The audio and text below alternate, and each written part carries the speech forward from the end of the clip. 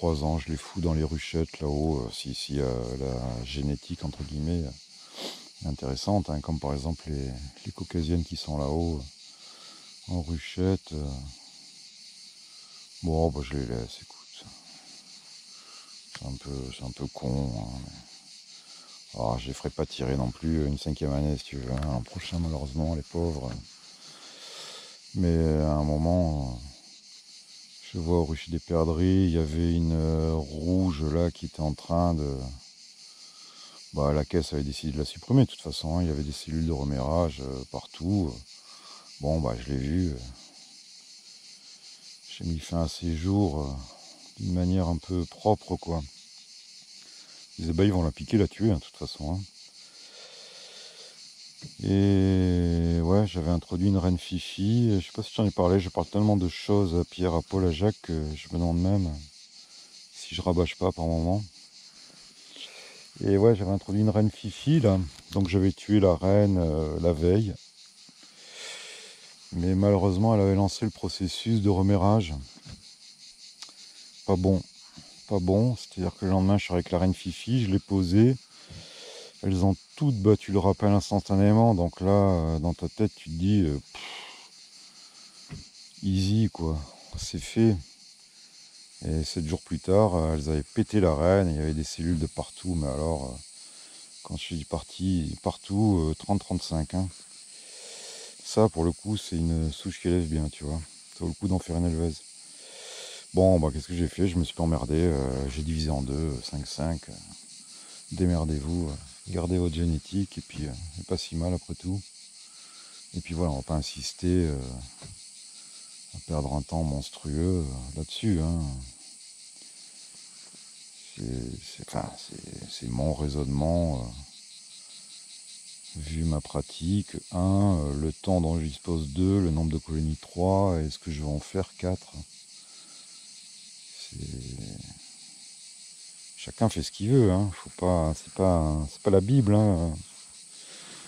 Je te dis pas la messe, et tous les autres mecs qui font des vidéos sur YouTube te racontent pas la messe, te racontent leur pratique.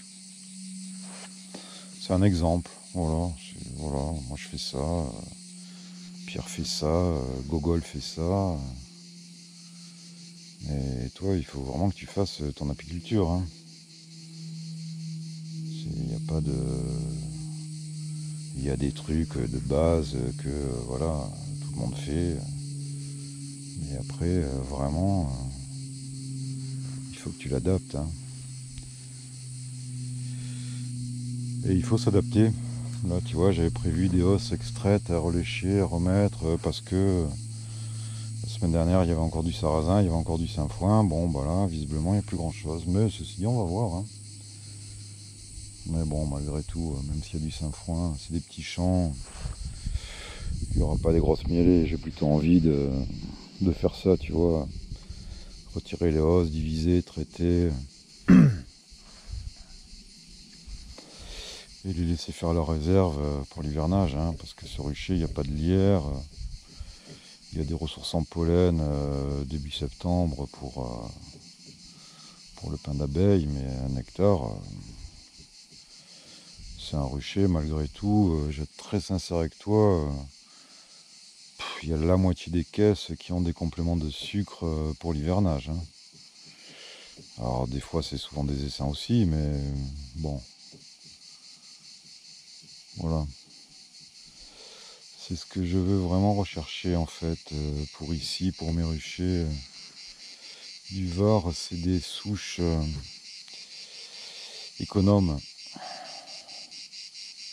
Des souches économes parce que je vois il y a eu des souches qui bossaient bien quand ça mielait mais qui bouffaient tellement que voilà, ça l'a pas fait. On n'est pas dans un coin. C'est une autre apiculture. L'apiculture du miel de culture, on va dire, et des grosses mielées. C'est pas forcément quelque chose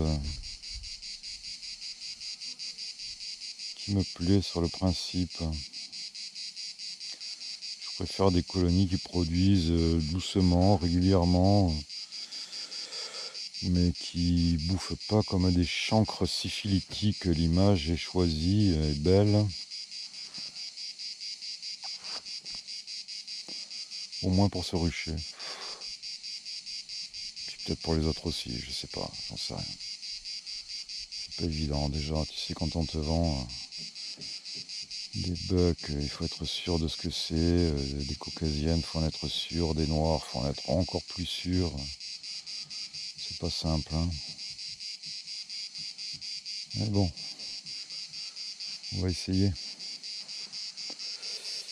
Bon, bah les jeunes apiculteurs, 10 heures sonne, comme tu entends. Il fait un petit peu gris couvert, là, elle va peut-être un peu chiante, mais ça va être bien. Il fera pas une chaleur de plomb. Même si on va monter quand même, je crois, à 35 ou 36 à l'ombre. Hein. Ce qui est pas mal, hein. Ce qui est pas mal. Je fais ce rucher, et puis après, cet après-midi, le rucher des perdrix, où il y a un petit peu plus d'ombre quand même. Parce que là, 14-15 heures ici, visiter derrière les caisses en plein soleil, faut être un peu suicidaire. Hein. Bon, tu transpires, tu vas me dire, hein, mais je vois un montant. L'autre jour, j'ai bu 5 litres de flotte pendant la récolte. D'ailleurs, plus tu bois, plus tu transpires. Hein. Bon, ben voilà, hein, bonne récolte à ceux qui sont en train de récolter. Tiens, j'ai les opercules, tu verras pas, c'est l'arrière du pick-up. Tu le vois là-bas ou quoi? Je mets toutes les opercules dans des gros Tupperware, des gros contenants plastiques alimentaires. Du plastique. Bah ouais, je sais pas non plus, pas mettre ça dans du papier journal, hein, si tu veux.